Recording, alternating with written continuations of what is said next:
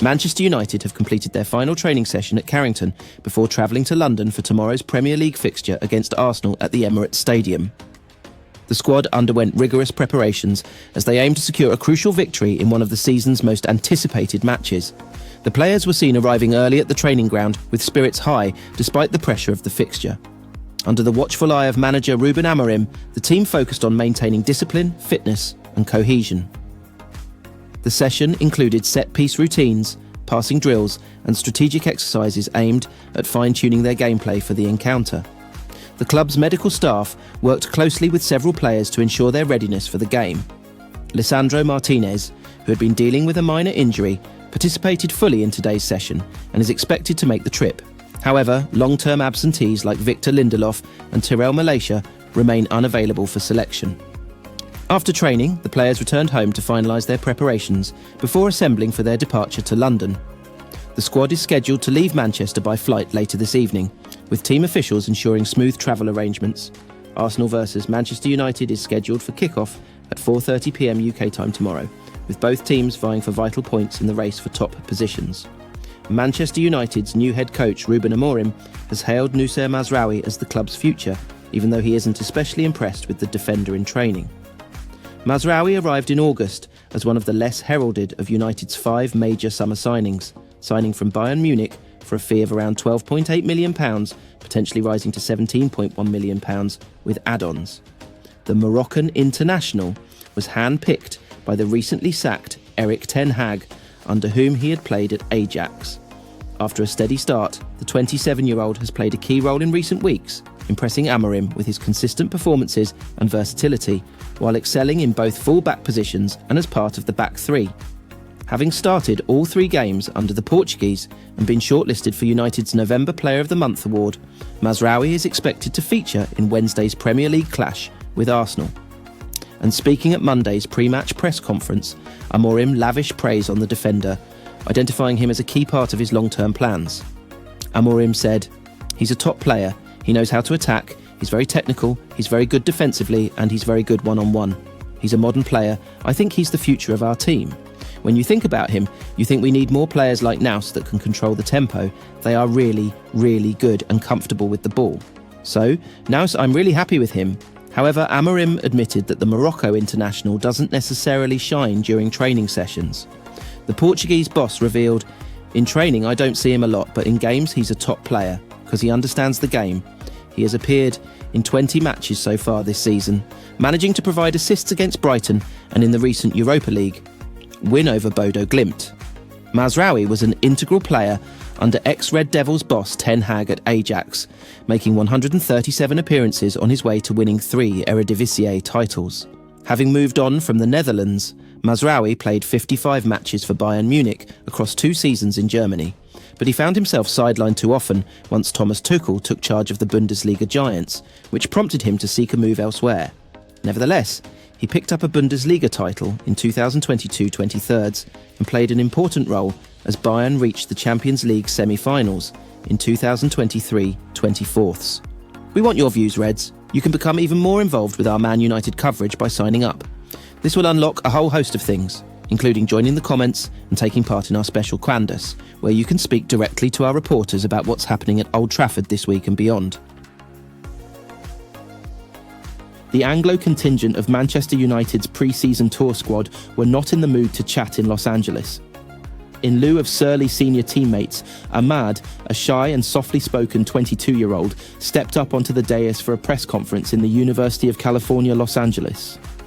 From addressing the press to initiating the press, Ahmad is now a firmly established first-teamer at United. It was fleeting under Erik Ten Hag at the start of the season, and all the signs suggest he will retain that status for longer on Ruben Amorim's watch. 3 assists in 2 starts do not do Ahmad justice. He made United's second goal against Everton happen by robbing Jared Branthwaite off the ball. At both of Amorim's post-match Premier League press conferences, Ahmad's name cropped up. He said at Portman Road the winger had made strides in his defensive game over a mere 3 training sessions. On Sunday, Amorim magnanimously thanked Ruud van Nistelrooy for bequeathing him such a buoyant talent. Ahmad had a beaming smile when Van Nistelrooy sent him on during his first match in caretaker charge against Leicester City.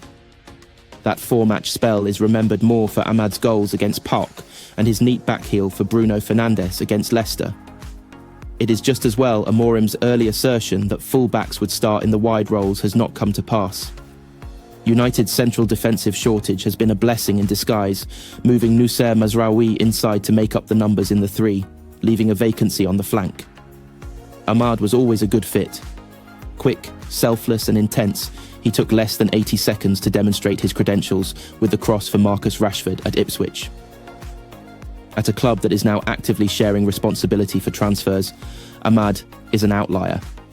Signed on deadline day in October 2020, his first manager was Ole Gunnar Solskjaer, yet nobody considers him a Solskjaer signing. Ten Hag was so sceptical of Ahmad, he had no intention of sending him on in the FA Cup semi-final against Coventry City until Marcus Rashford was forced off with a bruised heel and ribs. That was in spite of Ahmad's game-changing impacts as a substitute, most memorably with the unforgettable quarter-final winner against Liverpool. Once Ahmad had recovered from an ankle injury that kept him sidelined for 5 months last season, he had to wait nearly another 5 months for a start. His selection against Arsenal in May was Ahmad's first meaningful start in his 4th year at United. He had a chastening loan at Rangers between January and May in 2022 before attaining cult status during a season-long loan at Sunderland. A thigh injury in August 2021 scuppered a planned loan to Feyenoord. Ahmad has started matches under Solskjaer, Ralf Rangnick, Ten Hag, Van Nistelrooy and Amorim, and it is under the latter two he has truly come to the fore. There were some marvellous moments under Ten Hag, but he started in one of his last 6 matches as manager. Figures at Feyenoord were baffled Antony emerged ahead of Ahmad in the 1-1 Europa League draw in October. The most vocal champion of Ahmad was the former football director John Murtough. He maintained Ahmad would show his qualities if he had a run of 10 starts. When he did at Sunderland, he scored 6 goals. He overcame an early managerial change, usually a death knell for a loanee, on Wareside when Tony Mowbray replaced Alex Neil. Mowbray is an unsung hero in Ahmad's development. Upon his return to United in summer 2023, Ahmad was on trial. Either he or Facundo Pellistri were scheduled to head out on loan. Ahmad hurt his ankle in July against Arsenal in New Jersey, left the MetLife Stadium on crutches, and did not play again until December 30th. Pellistri had to stay. Come the new year, Pellistri's number was up. He struggled in his 4 starts, and another La Liga loan was lined up. Ahmad stayed, and despite limited playing time, endeared himself beyond beating Koyman Kelleher at the Stretford end. United's interest in Amorim's prodigy at Sporting, Giovanni Quenda, another left-footed right-winger who occupies the same role as Ahmad, should not be viewed as ominous for United's number 16. Quenda is only 17, and those close to him have likened him to Bukayo Saka. Bernardo Silva half-joked that he will steal my place. The scope is there for Quenda to develop into a forward. In Amorim's 3-4-3, he could be one of the two behind the striker. So could Ahmad. The new United Brains Trust identified him as an integral squad member in the summer. A left-footer who will not flourish in either role for United is Antony. It is in all parties' interests he moves on next year, hence why United have already met Jorge Mendes, tasked with overseeing Quenda's probable sale before next year's market. Ahmad changed agencies in the summer and is now represented by the same one as Alejandro Garnacho. He has technically entered the final year of his contract, but United are expected to trigger their 1-year option before looking to tie him down. Lenny Yoro is set to be included in the Manchester United squad for their Premier League fixture at Arsenal on Wednesday. Yoro, 19, has been sidelined for 4 months since he fractured the metatarsal bone in his left foot against Arsenal in a pre-season friendly in July. The £58.91 million summer signing has been involved in team training in recent weeks, but has not participated in every session as his rehabilitation is carefully managed. We have one more training session to see it, United head coach Ruben Amorim said, of possible returning players. Maybe Lenny Yoro is going to be in the squad. I feel he is in a good moment now, his fitness is better, so I think he is going to be in the squad. The others we have to see, some players are tired, and we have to assess tomorrow in training. I think he's a special talent. You have to be careful in this first moment, because we didn't have too many trainings together. He is training not alone, but with a small group of players. He is really fast, he is a modern defender, and that is good when you want to press high and you leave a lot of strikers, especially in this league 1-against-1. I think he can manage that. He is very good with the ball, so I'm really excited. I have to be careful. We have to manage the load and the minutes in the beginning, but I am really excited to see Lenny Yoro play. Bruno Fernandes had ice applied to his ankle after he came off in the second half of the 4-0 victory over Everton on Sunday, but is fit to play. Now he's fit to play, Amorim assured. I see him already this morning. He's fit to play. He's a guy that doesn't need a lot of rest, you know him, so he is prepared to play. United have not won away at any of the old Big Six clubs, Arsenal, Chelsea, Liverpool, Manchester City and Tottenham, since the start of the 2022-23 season. United have lost 7 and drawn 3, conceding 31 goals. They are winless at Arsenal in their last 6 Premier League matches and have not won at the Emirates Stadium since the FA Cup 4th round in January 2019.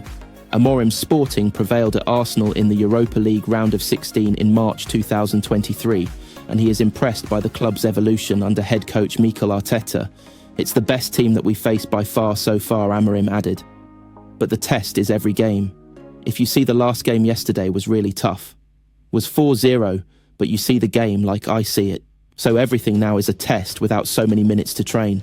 Trying to manage the number of minutes for a lot of players who cannot manage more than one game. Some players have to be out of the pitch 60 minutes, 70 minutes. It's really hard in this moment. Everything is a test. Arsenal, for me, are in a different point of their team. They are in a different moment. Manchester United will have to make do without both Lisandro Martinez and Maino at Arsenal on Wednesday. Both players collected their 5th yellow card of the Premier League season in Sunday's 4-0 win over Everton at Old Trafford and must now serve a 1-match ban.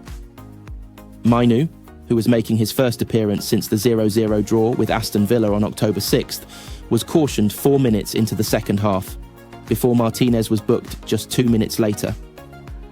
Premier League rules state that any player that amasses 5 yellow cards within their club's first 19 matches of the season must serve a 1-match suspension.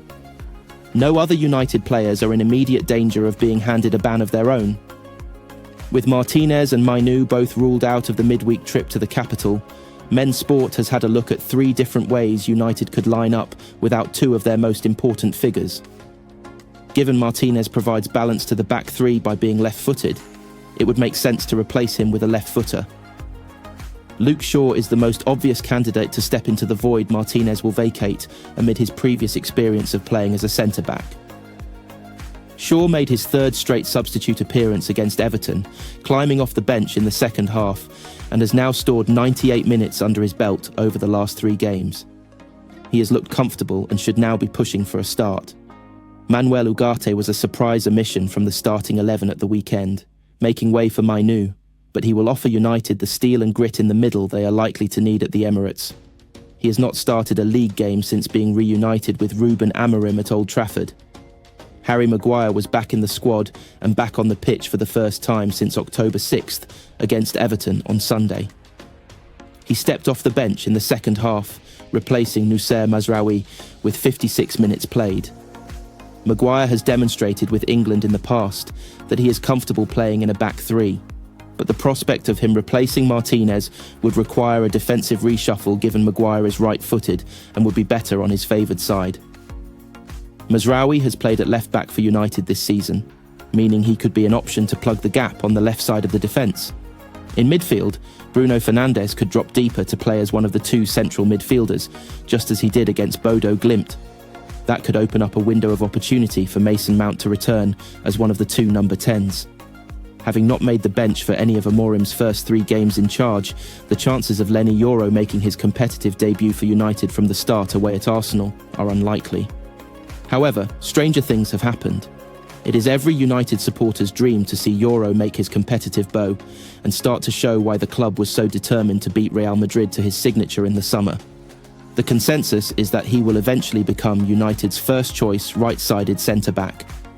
Casemiro, despite starting at the weekend, is a logical option to start against Arsenal because of his defensive nature.